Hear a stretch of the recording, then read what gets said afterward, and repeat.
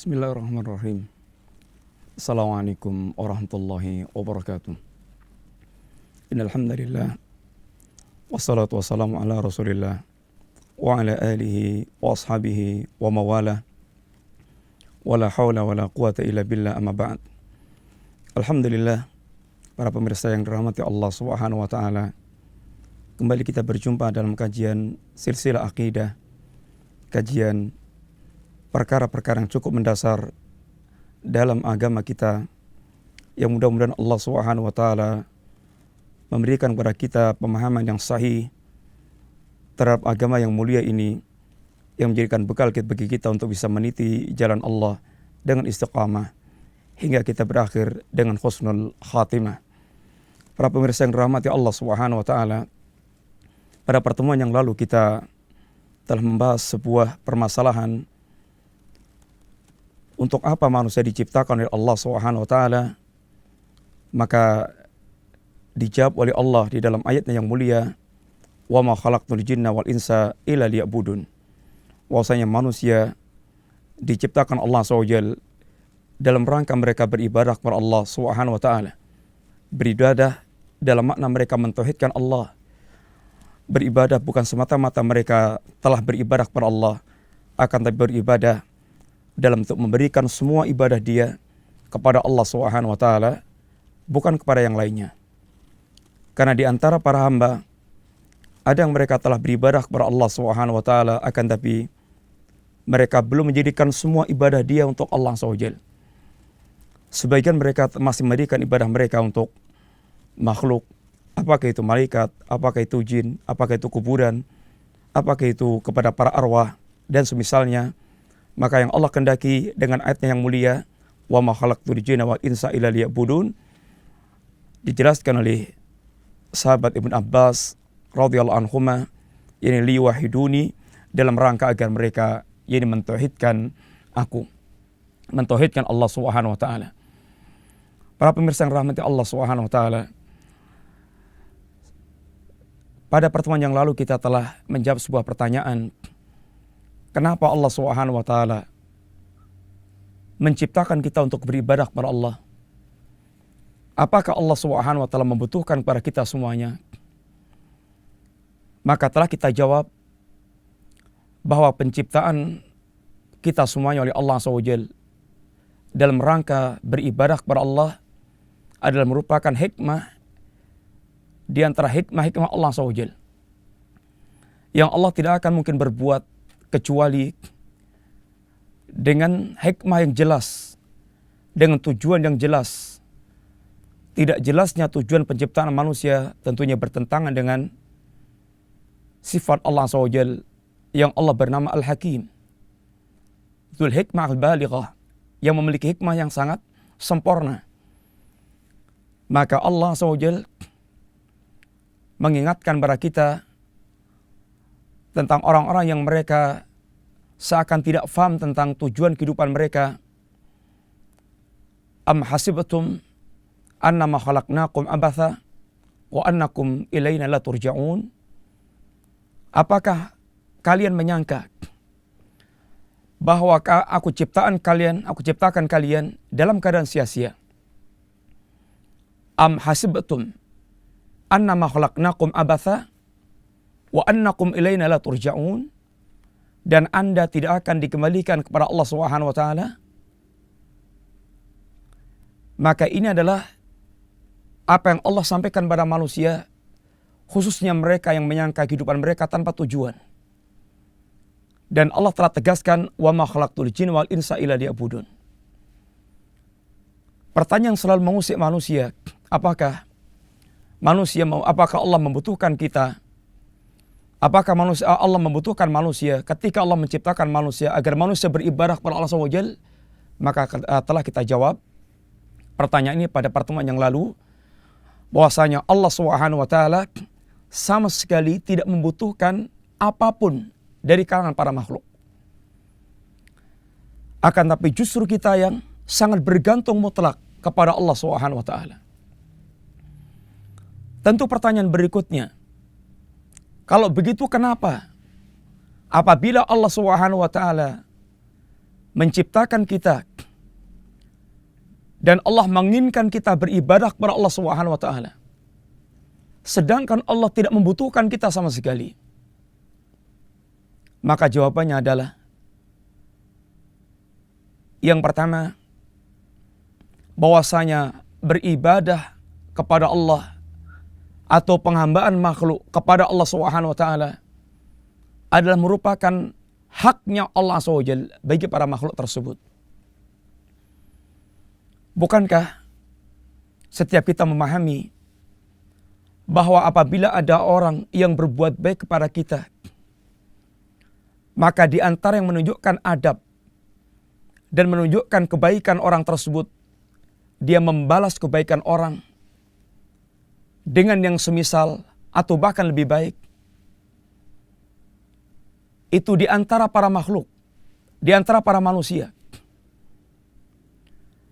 Dan semakin orang itu berbuat baik pada kita yang lebih banyak, tentu kita berusaha untuk membalas kebaikan-kebaikan dia tersebut. Lalu bagaimana seandainya kita telah diajarkan dan telah difahamkan bahwa tidak ada satu nikmat pun yang kita rasakan dalam kehidupan kita kecuali semuanya datang dari Allah Subhanahu wa taala.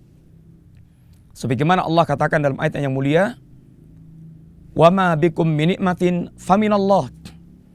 Tidak ada satu nikmat pun yang kita rasakan, nikmat yang zahir atau nikmat yang batin, kecuali semua nikmat tersebut datang dari Allah Subhanahu wa taala. Siapa yang berani memberikan jawaban apabila ada yang bertanya siapa yang memberikan Anda mata? Atau pemberian siapakah mata Anda yang sehat tersebut? Pemberian siapakah jantung yang sehat tersebut? Pemberian siapakah paru-paru Anda yang sehat tersebut? Dan semua yang kita rasakan, dari semua nikmat yang Allah yang telah kita rasakan, yang kita diberikan mata yang sehat, Allah berikan cahaya, yang kita diberikan lisan, kita bisa berbicara, Allah berikan kepada kita telinga dan ada suara-suara yang bisa kita dengarkan, dan Allah berikan segala-galanya tentang berkaitan kehidupan kita. Maka semua nikmat yang kita rasakan ini, kata Allah SWT, Allah ingatkan, "Wa ma bikum min nikmatin faminallah." Tidak ada satu jenis nikmat pun yang kita rasakan kecuali datangnya dari Allah Subhanahu wa taala.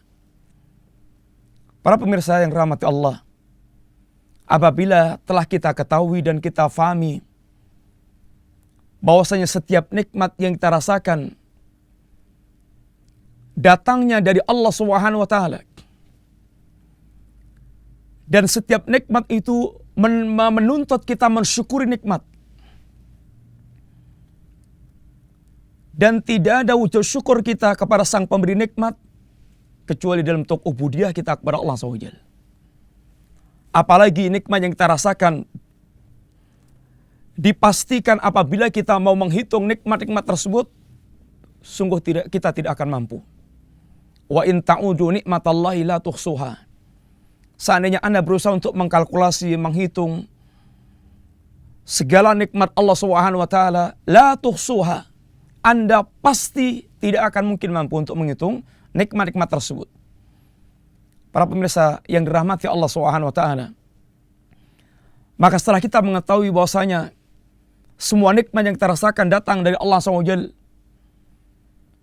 dan kewajiban kita mensyukuri nikmat tersebut, maka sungguh dengan demikian kita telah mengetahui bahwa ubudiyah kita kepada Allah, ibadah kita kepada Allah Subhanahu wa taala adalah haknya Allah Subhanahu wa taala terhadap kita, yang telah melimpahkan seluruh nikmat kepada kita semuanya.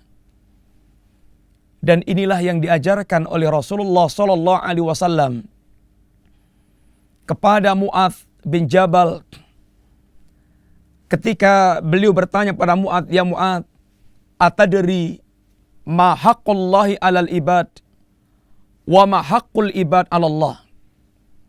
Wahai Mu'adz, tahukah Anda apakah itu haknya Allah Subhanahu wa taala terhadap para hamba, dan apakah haknya hamba yang akan dia dapatkan dari Allah Subhanahu wa taala? Maka kata Mu'adz, "Allah wa rasuluhu a'lam." Allah dan Rasul yang lebih tahu ya Rasulullah. Maka Rasulullah ajarkan pada Mu'adz, haqqullahi 'alal ibad aya'buduhu wa la yusyriku bi syai'an. Haknya Allah bagi para hamba adalah di mana hamba ini dia beribadah kepada Allah Subhanahu wa taala dan mereka tidak menyekutukan Allah sama sekali. Ini hakut tauhid. Hak untuk Allah ditauhidkan dalam ubudiyah.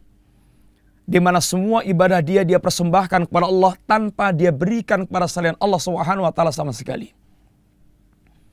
Para pemirsa yang rahmati Allah Azza wa Jalla, demikianlah apa yang dikatakan Nabi kepada Mu'adz, diajarkan beliau kepada Mu'adz, dan dengan demikian kita mengetahui bahwasanya ibadah hamba kepada Allah itu adalah haknya Allah Subhanahu wa taala, karena memang Allah yang telah melengkapi dan memberikan semua nikmat kepada para hamba, dan tidak ada selain Allah yang memberikan nikmat kepada para hamba, sehingga hak Allah adalah diibadahi oleh para hamba. Haknya Allah SWT adalah para hamba mewujudkan ibadah kepada Allah Subhanahu wa taala, ibadah yang dia hanya peruntukkan untuk Allah dan bukan untuk selain Allah SWT. Ibadah yang dia hanya tauhidkan kepada Allah, tidak dia sekutukan kepada selain Allah Subhanahu wa taala. Ini jawaban yang pertama. Jawaban yang kedua, kenapa kita mesti beribadah kepada Allah SWT?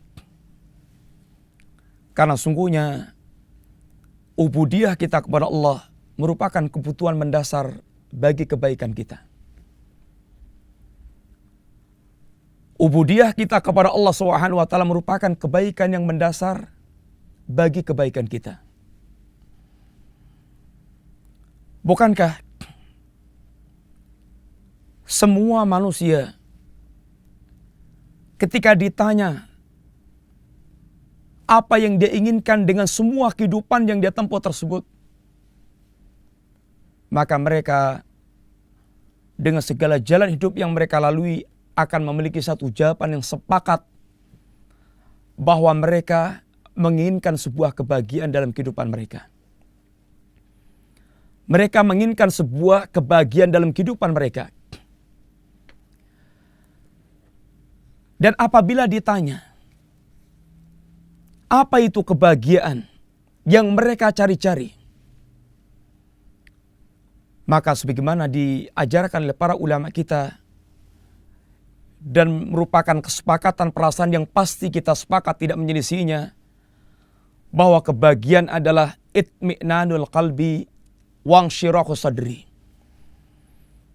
Kebahagiaan adalah orang yang apabila hatinya itu dia tenang dan dada dia lapang.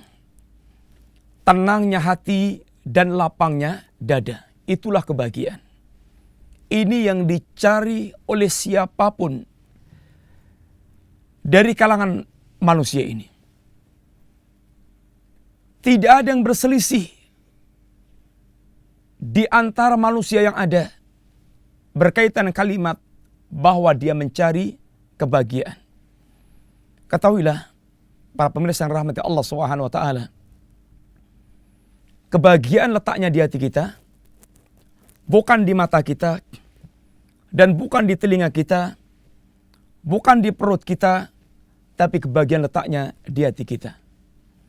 Walaupun kita tidak mengingkari bahwasanya terpenuhnya kebutuhan mata, terpenuhnya kebutuhan perut, terpenuhnya kebutuhan hidup dia secara umum, ini semuanya merupakan faktor-faktor yang akan memberi atau yang akan melengkapi kebahagiaan dia. Akan tapi bukan faktor utama.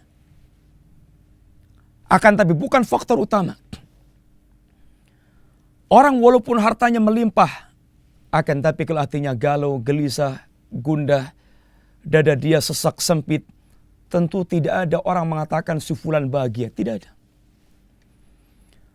Walaupun jabatan dia sangat tinggi, di mana-mana dia dihormati orang, akan tapi kalau hati dia selalu gelisah, gundah, resah, sempit dada, tidak ada orang mengatakan dia bahagia.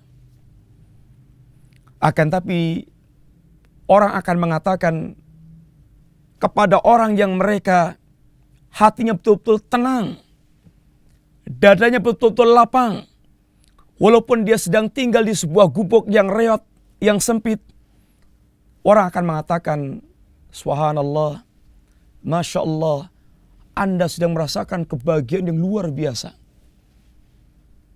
Pasti demikian orang akan mengatakan. Oleh karena itulah, kita tidak mengatakan kita tidak membutuhkan harta, tidak membutuhkan pemenuhan kebutuhan mata, telinga, dan seterusnya. Akan tapi itu semuanya merupakan faktor pelengkap. Tapi faktor utamanya adalah bahwa tenangnya hati dan lapangnya dada itulah yang merupakan kebahagiaan. Para pemirsa yang rahmati Allah, orang tidak akan pernah mendapatkan yang satu ini dengan hakiki di dunia sampai di akhiratnya, kecuali apabila dia mewujudkan ubudiyah yang khalisah, dia mewujudkan penghambaan yang murni hanya kepada Allah SWT. Manusia ini, renungkan, hanya ada dua. Imma dia menghamba kepada Allah SWT, atau dia menghamba kepada selain Allah SWT. Sehingga Al-Imam Ibnul Qayyim Al-Jauziyah mengatakan, harabu min riqil ladzi khuliqullah fabulu firriqin nafsi wal hawa. Harabu min riqil ladzi khuliqullah. Mereka lari dari menghamba kepada zat yang fitrah dia diciptakan Allah untuk menghamba kepada Allah SWT. Yang fitrahnya kehidupan dia diciptakan untuk menghamba kepada Allah SWT. Akan tapi karena fitrahnya manusia menghamba, ketika mereka lari menghamba dari Allah SWT, fabulu firikin nafsi wa syaitan, atau firikin syaitan wal hawa, maka mereka pun terperangkap dalam penghambaan kepada syaitan wal hawa, syaitan dan hawa nafsu. Dan Rasulullah SAW katakan, mana saja orang yang mereka lari dari menghamba kepada Allah, lalu dia menghamba kepada selain Allah Subhanahu wa taala, ta'isa abdud dinar, ta'isa abdud dirham, ta'isa abdul khamisah, ta'isa abdul khamilah. Celaka, celaka dan celaka, hambanya dinar, hambanya dirham, hambanya pakan-pakan yang bagus. Ini sekedar sampel menghamba kepada selain Allah SWT. Kapan saja manusia mereka tidak menghamba kepada Allah Subhanahu wa taala, pasti mereka akan terjerumus dan akan mendapatkan kesengsaraan, kebinasaan, ketidaknyamanan, ketidaktenangan, ketidaktentraman, karena fitrah manusia dalam menghamba kepada Allah Subhanahu wa taala. Oleh karena itulah Allah Subhanahu wa taala mengatakan dalam sebuah ayatnya yang mulia, man amila salihan min dzakarin aw untha wa huwa mu'min falnuhyiyannahu hayatan thayyibatan. Barang siapa mereka beramal saleh, baik itu dia laki-laki atau perempuan, wa huwa mu'min, sedangkan dia mukmin, falnuhyiyannahu hayatan thayyibatan, maka dia akan merasakan, maka akan kami hidupkan dia dengan kehidupan yang baik. Apa itu al-hayatut thayyibah? Para ulama kita mengatakan al-hayatus sa'adah. Al-hayatut thayyibah itu kehidupan yang bahagia. Apa itu kehidupan yang bahagia? Seperti tadi, itmi'nanul qalbi wangshirahu sadri, dia akan mengalami ketenangan hati dan kelapangan dada. Ini hadiah Allah bagi orang yang mereka hanya menghamba kepada Allah dengan mewujudkan amal saleh, ditegakkan di atas iman dia kepada Allah Subhanahu wa taala. Ini orang mereka beribadah kepada Allah Subhanahu wa taala. Para pemirsa yang dirahmati Allah SWT, maka perhatikanlah, manusia tidak akan berbahagia kecuali dengan iman dan amal saleh, yakni ubudiyah kepada Allah Subhanahu wa taala. Kita melihat dan kita mendengar, kita menyaksikan kehidupan yang nyata dalam kehidupan kita ini. Berapa banyak manusia yang mereka bergelimang dengan harta, kekuasaan, ketenaran, kecantikan, akan tapi kebahagiaan bagikan fata morgana, yang dia sangka dari kejauhan akan menjanjikan kebahagiaan, akan tapi begitu dia kejar sampai tempatnya, dia tidak mendapatkan apa-apa. Kita mendengar kehidupan para artis, para pejabat, orang kaya yang bergelimang dengan harta. Berapa banyak mereka yang betul-betul sengsara hidupnya bersama dengan kehidupan dunia yang glamor tersebut. Kita ambil contoh di antaranya masyarakat barat yang pendapatannya sangat banyak, yang mereka fasilitasnya sangat lengkap. Dia apapun yang dia inginkan bisa keturutan. Tapi lihat catatan para psikiater, catatan para psikolog tentang masyarakat mereka bersama dengan glamornya dunia dan bebasnya kehidupan mereka. Mereka ibaratnya ingin bebas sebebas-bebasnya. Maka lihat penyakit apa yang menimpa mereka. Penyakit kegunduhan jiwa. Banyaknya kasus bunuh diri. Banyaknya ini kasus kriminalitas. Banyaknya penyimpangan seksual. Sehingga mereka terjun dalam narkoba, miras dan semisalnya, hiburan malam, dunia hiburan. Ini semuanya sungguhnya mereka sedang gersang kehidupan mereka, sehingga mencari kiranya di sana akan dia dapatkan kebahagiaan. Dikira di tempat pelacuran akan bahagia, di narkoba akan bahagia, di tempat hiburan akan bahagia. Ternyata semuanya tidak pernah mewariskan kebahagiaan pula. Karena kebahagiaan bukan di situ tempatnya.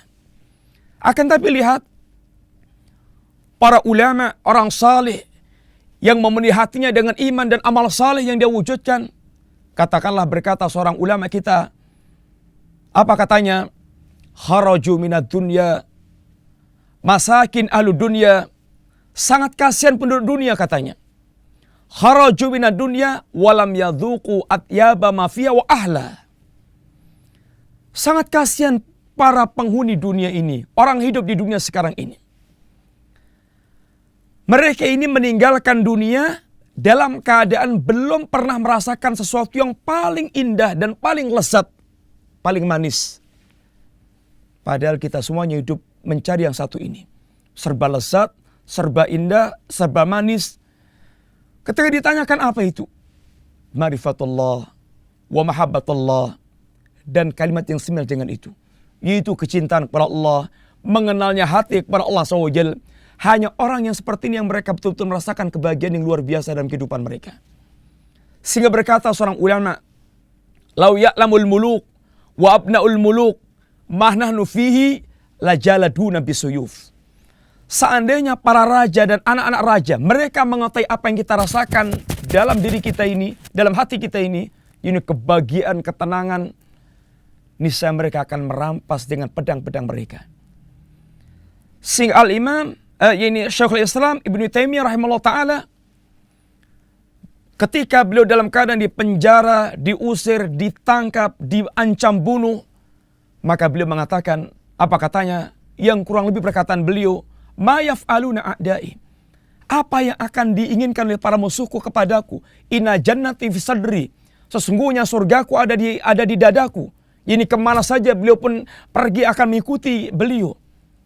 Inna jannati fi sadri, in qataluni faqatli syahadah, wa in habasuni fahabsi khulwah, wa in taraduni fatardini siyaha. Seandainya mereka membunuhku, niscaya dalam keterbunuhanku merupakan syahadah, merupakan syahid, dan ini merupakan impian setiap muslim untuk mendapatkan pahala syahid. Seandainya mereka mengusirku, dalam keterusanku merupakan siyahah, merupakan pelesiran, wisata. Dan seandainya mereka menangkapku, lalu memenjarakanku, maka dalam keterpenjaraanku merupakan khulwah, bersendirinya aku dengan sang kekasih, yaitu Allah SWT. Alangkah luar biasa kehidupan para salaf. Alangkah luar biasa kehidupan orang mereka beriman dan beramal saleh. Dan kita bisa memiliki perbandingan dengan orang mereka glamor dengan kehidupan dunia dan isinya. Maka sungguh, para pemirsa yang rahmati Allah SWT, tidak akan kita merasakan kebahagiaan hakiki dunia dan akhirat kita kecuali apabila kita beribadah kepada Allah SWT. Dan itulah jawaban kedua kenapa kita beribadah kepada Allah SWT. Setelah kita mengetahui bahwasanya ibadah merupakan hak Allah SWT, maka sungguh bahwasanya kita tidak akan mungkin mendapatkan kebahagiaan hidup yang hakiki dengan apapun yang kita dapatkan dalam kehidupan ini kecuali apabila kita beribadah kepada Allah SWT. Dan insyaallah kita lanjutkan pada pertemuan yang akan datang bismillah. Mudah-mudahan bermanfaat. Wassallallahu ala nabiyyina Muhammadin wa ala alihi wa sahbihi wasallam. Assalamualaikum warahmatullahi wabarakatuh.